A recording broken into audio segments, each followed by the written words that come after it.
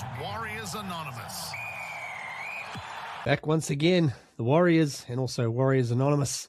This is Warriors content brought to you by a bunch of nobodies. We've got G-Man, Saucy, and Buddha all lining up for this one.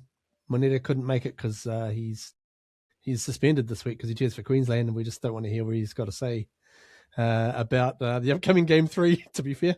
Lads, welcome along. Welcome along. Thanks for jumping on. We'll start with a quick huddle now. And that being the chat about Moses Leota is set to test out free agency from November 1 this year.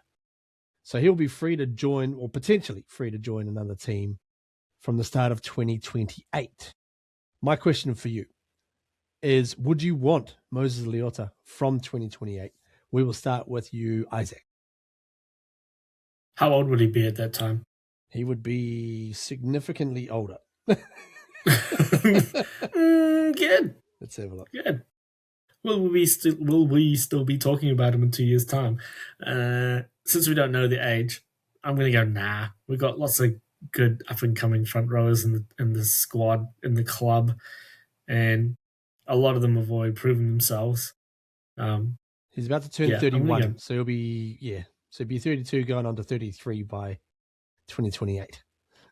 Yeah, bit too long in the tooth for me at that age. I mean, he's a seasoned professional, and he's been there, done that. But I think we've got enough forward stocks to not need his services, especially with so many fantastic up and coming players in the club. So yeah, it was a funny one. As soon as the news broke, it was like, "Hello, welcome to the Warriors, kids." And then, sort of on reflection, looking back, I've kind of gone more to the nah side as well, and I'm thinking, yeah, you'd probably be getting on a little bit by that point. So, Daniel, hard or nah, bro? You got two doors behind you. You got the hard on your left, and the nah on your right. Which the devil and the angel, come on, do it, yeah, just say yeah. And then the angel said, I don't know about that, but which door are you picking for Moses, bro? Well, I'm always the optimist. I'm always a wheeler and dealer. For many years I was in charge of our salary cap review as well. Yeah, that's true. The man responsible for bringing SJ home as well. Yep. Just don't ask him because he won't. With Jeff Wright as well. I'd just give it a semi-hard. A semi? I'd give it a semi. So you've just gone from 6 o'clock to 3. I've just come from so my rationale is anyone for the right price. So and I guess that's what it comes down to, right? Like, what is he looking for? Obviously, he's looking to secure his future longer term. Also, I think there would be a play. I can't see it to 28. I reckon there would be a chance to make a deal earlier as well, just because it won't be attractive to him. He'll want to be able to try secure a longer term deal as well. And it happens to the aging players, right? They look for longer term deals. It happened to Adam Reynolds, right? The Rabbitohs wouldn't offer him more than 1 year. He goes to the Broncos for 3, I think, or was it 2 plus 1? And got them a premiership. But I do have the concerns around being a front rower at that age as well. But so A, for the right price, B, with the potential to jag him for next year, because I think realistically you'd want his services for next year as well. 28 is just a bit too far away. Yeah, it's funny you mentioned about the aging player thing, because Roger, he wanted 2 years apparently, but the club only wanted to give him 1 year, so that's why he's headed off at the end of the season, which is a real shame. And I think and a lot of people miss him dearly out in that left centre spot, man. Quite a lot of chat last week about our dialogue about the centre position and particular players playing in the spots. Lots of people got plenty of opinions about that. Some constructive, some maybe a little bit more destructive. But anyways, it was round 1 of the NRLW on the weekend. Warriors took on the Bulldogs over in Hamilton and gave them a good, good toweling, 32 points to 10. was a good victory. And this is an exciting team because they've still got some real good class players even to still come into the squad. So that wasn't a full strength team by any means. Gail Broughton, one of the stars, she leads the Dally M's. I'm not surprised by that at all. Just watching what she was doing, she was just putting it on the money. And yeah, there was a bunch of others who were impressed as well. Who did you guys like? Those 3 tries just smacked the Warriors' DNA, and it just felt so good to see it. It was just, it's just nice to know that the style of play runs through the club. Yeah, I mean, first of all, as a unit, the middle forwards were just rolling. They were barnstorming. So that whole combination of the middle there, obviously, Gail Broughton, fantastic. Like, just adds class to some pretty strong athletes out there, especially this year compared to last year. I think they've really recruited exceptionally well with Gail Broughton. Mel Hufonga, who's not there, but will come back soon, and Stacey Waka, far out. Stacey. You got some amazing athletes. But I really like the development of Patricia Miliaport? Yes. Rugby convert, first season last year, playing a playmaker role. She's tough and fast, strong as well. And yeah, I just thought she's gone up another gear too. So I reckon it's going to be a race to which Warriors team, senior Warriors team, can get the chip first. The race to which mountain? Okay, I like it. It's a different spelling of which, obviously. I got to say, classy play as well from the captain up at Nichols. She was a gun.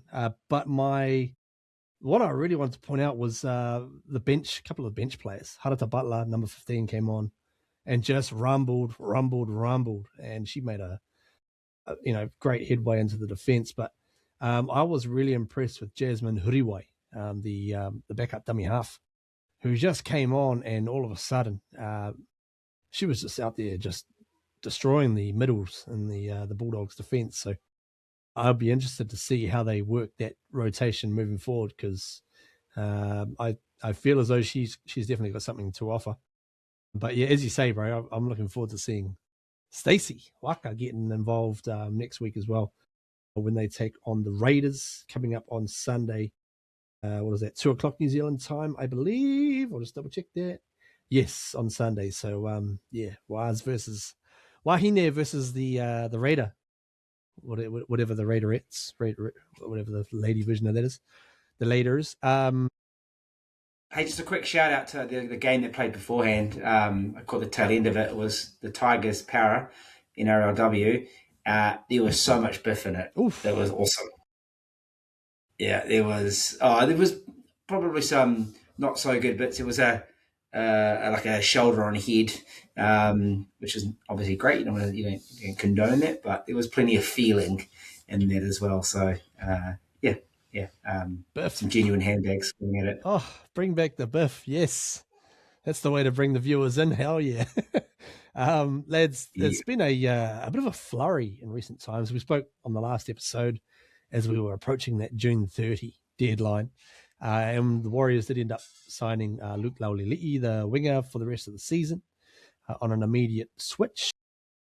And also, hot on the heels of that, we signed another son of a gun, Riley Price, Steve Price's son, middle forward / edge forward, to bring him in and add some starch in the middle, because we need that in especially in the New South Wales Cup squad, because we're a bit light there at the moment. And then today the news broke that there was Dallin Martinez Lesniak has signed until the end of 2028, and also Tim Murray has signed on for another season, so he'll be playing for up until the end of 2027 at this stage anyway. Good moves. We'll start with the Dallin signing until 2028. Isaac, do you think it's a good move, and how much would we have got him on?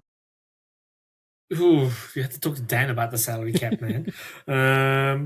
I think it's a good move, which I find really, really strange saying, considering how much I was bagging him at the start of the season. But he's proven me wrong. We all love to be proven wrong for the right reasons. worth signing. I think a lot of those extensions were worth it just for some continuity in the club, and they've proven their worth as well. I can't see any problem with the extensions that they've handed out, and I do like the signings of Lauli. Sorry if I'm not saying that right. And Riley Price. It's nice to bring a guy like Price who's come from good stock. Obviously, the legendary Steve Price. Who knows? He might kick to another level in the club setup. He might be another sleeper because Webby's just got that sort of talent of bringing out the best in so-called journeyman players. So it's another good punt. It's probably not going to cost us much as well. Yeah, if you're a player on the fringe, you are definitely, looking at a coach like Webby and thinking, yes, I would love to be coached by him, and see what my ceiling is really. So yeah, you're right on that. That Riley Price one. Daniel, Dallin. It's an interesting signing because we've got big Willie Warbrick coming next year. We've also got Luffy Khan Pereira around as well. So, what do you make of the Dallin re-signing for next year and the following year as well? Yeah, interesting. It wasn't on many bingo cards at the start of the season, I think, but you got to reward form, you got to reward, I guess, durability as well, and you know how tough this competition is. So, again, as I said before, for the right price, I'd imagine that they would have found something mutually agreeable. Obviously, Dallin came to the club on big money as well, and I think we were. Although I think the Dogs were chipping in at the time as well. I think that reduced over the last few years, but I'd like to think it's mutually beneficial for both parties as well. It could Give be us a in the realms number. of, I want to say 4. I reckon 4. Okay, I reckon Sounds right to me. you got to pay 4s. I mean, you could go to Dragons for 6 or 7, right? Or those sort of clubs. But maybe they've gone 4-3. I don't know. But you wouldn't want to go over that as well. And I think this also gives them the opportunity to. We talked about Mount Rushmore players, right? This gives them a chance they're going to really cement himself as one of our better wingers. Yes. And Go ahead. And I was just going to say, talk about the right price as well. So the right price for Riley Price just bolsters those stocks at Cutland, and as you say, someone that can maybe feature if the price is right. This is wrong, bitch. Yeah, cool, really cool. Another one of the players coming through to just make you feel old because you remember watching their dad play, and you're like, oh boy. Okay. I wasn't going to mention it, but okay. Yes, indeed. Now it has been bye week, which has been an interesting sort of time. I think it's probably been one of the, to me, it's felt like one of the easier sort of bye weeks going. Maybe it was a bit of a reaction to the, last week's, or the game against the Dolphins. Just needing a bit of time out and just recoup a little bit. But it has also enabled Warriors fans, and we're going to do it now. So have a look ahead. Something we haven't really done so far this year. And that is really, it's been kind of a week by week sort of scenario for the most part. So we're going to have a look at the run home for the Warriors. Graphics. There we go. So this is the run home as we see it. So we're going to run through the remaining games and the remaining, we're going to make our picks on how we're going to get on. So let's have a look, boys, as we head into round 19 this week against the Tigers. We're playing away from home. Buddha, Saucy, G-Man, and Moneta are all in agreement that we're going to win that game. So it's a good start. Welcome back. Get the 2 points. We're back on deck. Okay, round 20. Back home against the Dragons over at Go Media Stadium. Once again, we're all in agreement. We should be fine to get the win there. 4 ticks. All good. Round 21, we travel to take on the Bulldogs, and it gets a bit interesting because not all of us are in agreement here. So I know we might need to have a chat about this because Daniel and Moneta have picked Warriors wins in that game. Myself and Isaac, we've gone for a loss. So, Daniel, what's your major gripe with our selection on that one? So for me, I think it's been the season of monkeys off backs as well. So we've had some good, we beat the Storm, obviously, to get that monkey off our back. And the Broncos win at Magic Round was a significant win. Not that we hadn't been the Broncos, but it had been a wee while and they were the top side last year. And I think there's just been something that the Dogs have had just something over us. It's that kind of, the Seraldo Webby, the understudies to Ivan as well. But I just think we owe them one. And I think we've been good in milestone games. Plus, if we're playing away, we like away. We enjoy away. We're not fear being away. So that's my rationale. And I just fucking hate the Dogs. Yeah, nice. I should have just led with that, and just said that. No, I think it was a strong finish, to be honest. Isaac, you and me have gone for a Bulldogs victory in this one, bro. What's your rationale on picking the Doggies? I think it's the Penrith duel, Seraldo versus Webster. And I don't know why, like the Bulldogs, they have not been good at all this year, but I feel like it's probably the biggest banana skin game out of that lineup that we've got. That's probably my logic. If I'm just putting the Sostradamus hat on for old time's sakes, I'm picking that's the game that we lose, and it's a bit of a kick up the arse that we need to come home with this, storming finish to the season. They've had a bit of a habit of doing that, haven't they? The Doggies this year. So that will be interesting to monitor. And round 22, we come back. We stay on the road actually against the Titans. We're all back on the same page. We all back ourselves to get the win there. So that's good. Can I just say that one makes me a little nervous? Just the way the Titans are going. Makes me nervous. Yeah, just the way they're going. They've got something about them. I mean, some weeks are absolutely trash, and then some weeks are, they take on the big scalp. So, but it's a home away from home for us. Yeah, they beat. That helps. They beat the Panthers recently, and that's the team will be playing at Go Media Stadium in round 23. So it's a matter of faith. How do we think we're going to get on here? Well, oh dear. 4 crosses. Tough one. What are we thinking there, Dan? What are your thoughts on this matchup? It's going to be a big one. It's an 8:00 game in Mount Smart. It's going to be fucking wet or something. and there's no visibility and dark. So, I mean, it's not good in those conditions. Might be different if we played down in Christchurch, eh? Oh, yes. Oh, yeah. Oh, yes. Oh, yeah. Don't get me started on that. Exactly. Following week, we are on the road back to our other home ground, which is Suncorp Stadium, taking on the Broncos once again on the hallowed turf. And we have gone, everyone's gone for a Warriors victory here, except for Daniel. So you like that, Greg Dyer? All right. Now, the only rationale I have for this is that I feel that the Broncos will be their kind of, they'll have a run. Origin gets back, they'll get players back, and they're too good a side, with too many good players to not, and this will be pivotal for them. They'll have to pretty much win every game out.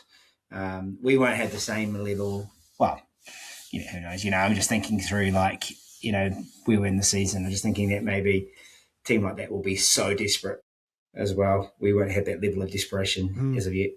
They'll have that extra sort of hunger after we gave them a toweling last time, and come out roaring at us. Round 25, we are still on the road to the South Sydney Rabbitohs. How do we think we're getting on here? Let's have a look. Bang, bang, bang, bang, bang. All right, 4 wins all round. Isaac, you're pretty confident on us taking out the Bunnies? Yeah. Yeah. Yeah. I'm sure somewhere down the track here in those games before we play them, Cody Walker's going to go and do something stupid. And I can't wait to see what he does. Yeah.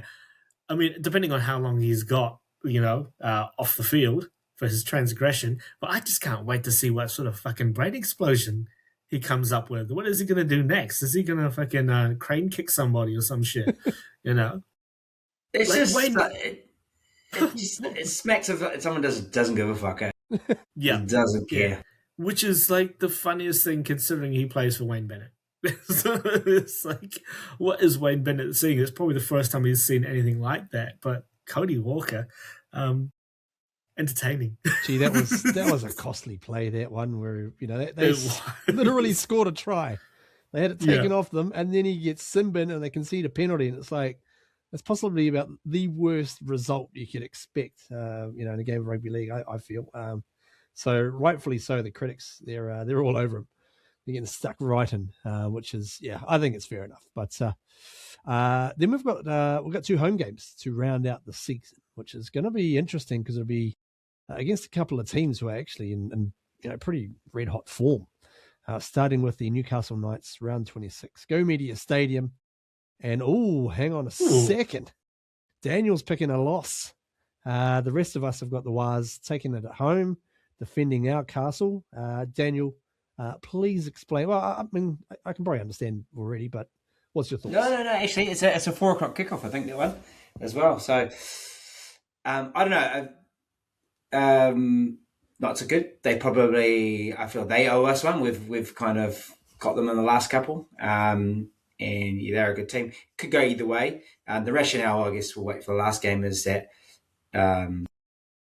I'm sort of basing it on how many points we need to get, and actually 3 losses in the next 9 kind of still secures us top 4 spot as well. So I could have been the Dogs, could have been Knights, but I need us to beat the Dogs because I'm fucking sick of them.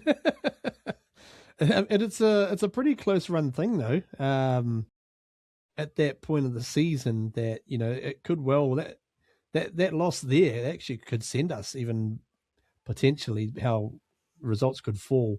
We could well fall even lower than 4th. So on the predicted I saw on the Code Sports one, I'd run through my results, and then I saw your one, which had had that loss. So I changed that around, and all of a sudden it dropped us to 4th.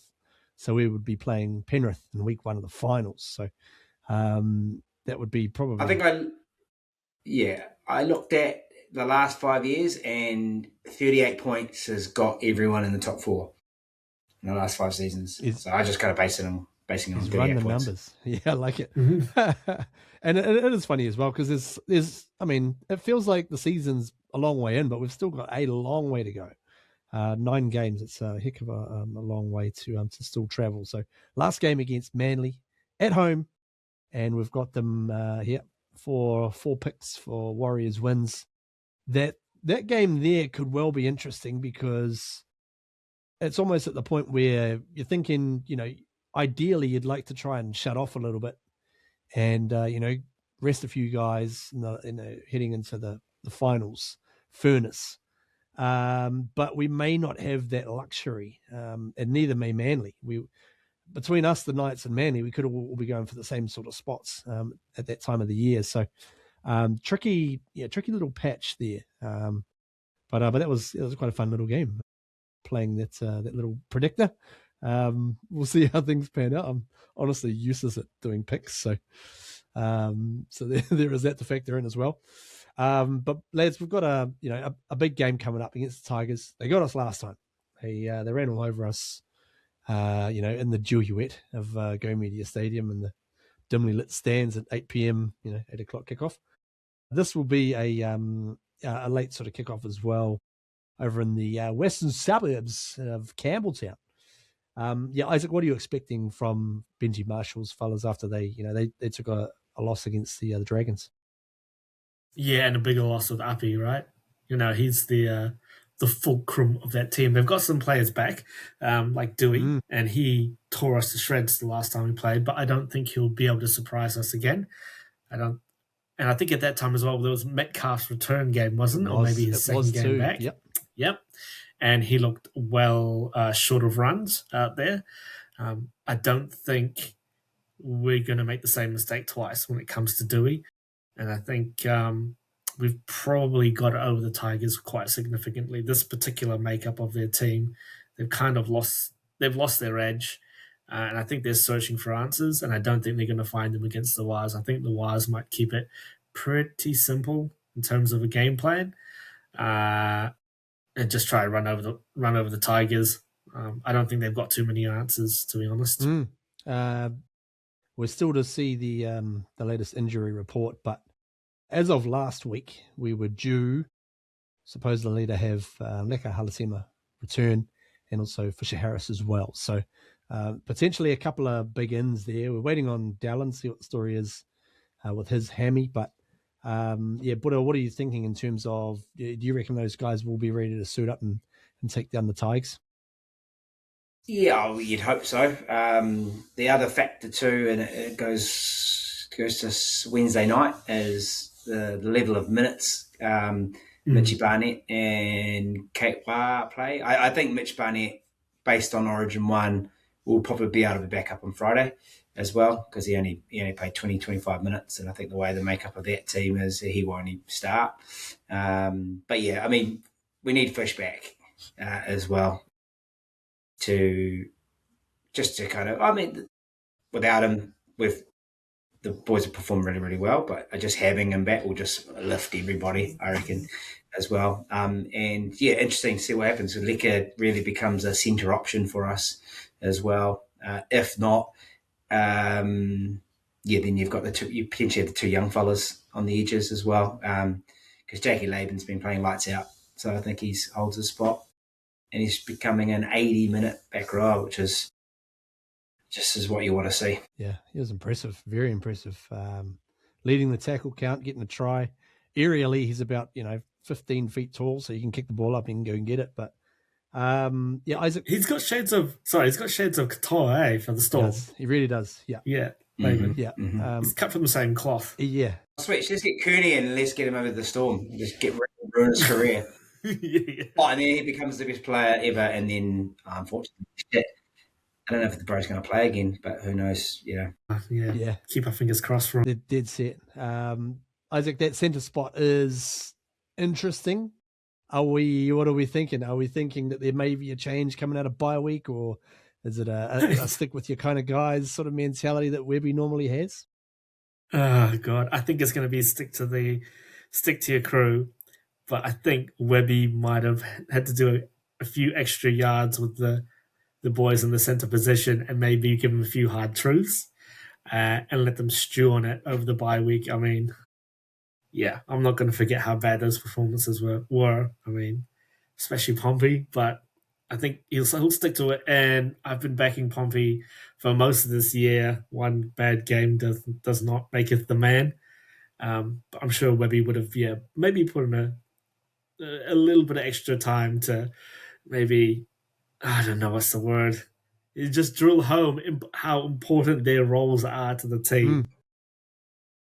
A bit of the... Do you reckon Bostock called him and said, thanks, bro, I got selected? Yeah. Bro, I just want to thank you getting me into Origin, man. Yeah. Origin, bro. Thanks for this, that show and go I gave on you. Yeah. Absolutely. Yeah, Low. We've got to see great more. Goal kicking. Great goal kicking. Great goal kicking. Yeah. 4 for 4 as well. But yes, yeah. I mean, it is the Achilles heel. But Webby will find a way to make them adequate. That's all you need. I keep thinking. Is it? I keep. Is it? I keep. Is it? I keep thinking in terms of is it Major League 2 when the Japanese dude is talking to Serrano? He's just like, you have no marbles. You have no marbles. You have no marbles. That's all I can imagine Webby doing over the bye week with Pomps. Oh boy! So obviously, we're all picking a Warriors win on Friday night. So, yeah, what are we? Yeah, Daniel, was it just a very straightforward game plan? Hit it up, bash them, ground and pound, and give it out to finish off out wide. pretty much. I think actually without sort of, well, it depends with AKP around. We've got that pace back as well. But look, just stick to our knitting, right? Especially when we're sort of like we have lost our last two, but there's been kind of troops out and performances have been really good. Generally speaking as well against really good sides. So every time we do that, we just go back to what works for us, and it's the GMP, man. Bring it on, baby. I think they're a funny team, Tigers. Obviously, they ran all over us last time, but also even thinking back the time before that, we only kind of just got them with that lekker try, So I'm intrigued to see how this plays out on Friday night. A little bit nervous, just a little nervous. Oh yeah, I'm a little nervous. Look, Benji's got nothing to lose as well. I mean, arguably, if his team keeps putting on the performances that they have been recently, stranger things have happened. But he's also the right guy to say, fuck it, and let's just throw caution to the wind. We've got 9 rounds left. Let's just maybe play some old school Tiger ball, They've got the players to do it. They've got the sort of roster, especially with guys like Terrell May up front, to maybe cause a little bit of a havoc with our defense, break it up a little bit, offloads. And I think he'd be stupid not to target our centers. He'd be like, yeah, let's try and isolate our guys again. And I think Luai and Dewey will be doing a lot of running. They'll be doing a lot. And they'll be playing a bit more carefree ad-lib sort of football, and they'll be, hunting those edges, short side plays. I can see it happening. I can see it happening. I kind of feel like both teams really, they'll probably look at their opponent's centers and go, we can have a crack at these guys. Defensively, they've got troubles, and obviously we have as well. So that could be a real sort of area of focus, and whoever manages to just make a try-saving tackle here or there may be the difference, but we shall see, I guess. Any last burners before we jump out, boys? Can I just say one thing? A new segment for today. Oh, new segment is rugby league player, rubber league player quotes of the week, and this is I think Scope put this up. I heard, and this is Dylan Walker, I heard walks, and then threw it out the back of my ass. With Manly, you got to take your opportunities. Gave Turbo a bit of lip after that one too. So that's referring to a hell of a play from one of our. I would put Dylan Walker in those kind of imports that really added value to the club. 100% as well. And there's only a handful. There's a whole lot of fucking useless ones, but what a ball. What a play. Yeah, that ball was something. And also, and the quote was even better. And knowing what we know about Dylan Walker, he probably could fire a pass out his ass. Like, he could just, do a clench and send a bullet. But I love that. I just love that. They gave Turbo some lip afterwards as well. Like, it's the full package, eh? Yeah. So too good. Sounds like something you'd do. Too good. Yeah. All right, you need to bring more quotes next week. I like this idea for a segment: inspirational footy quotes from rugby league players. This has been Warriors Anonymous. Thanks for tuning in. Don't forget to like and subscribe, and also thanks to our members for for supporting us as well. Big game coming against the Tigers. We'll see what happens and come and talk about it next week, hopefully, with big smiles on our faces. Until then, up the wires. And go the Warriors! La cucaracha, ya no puede caminar.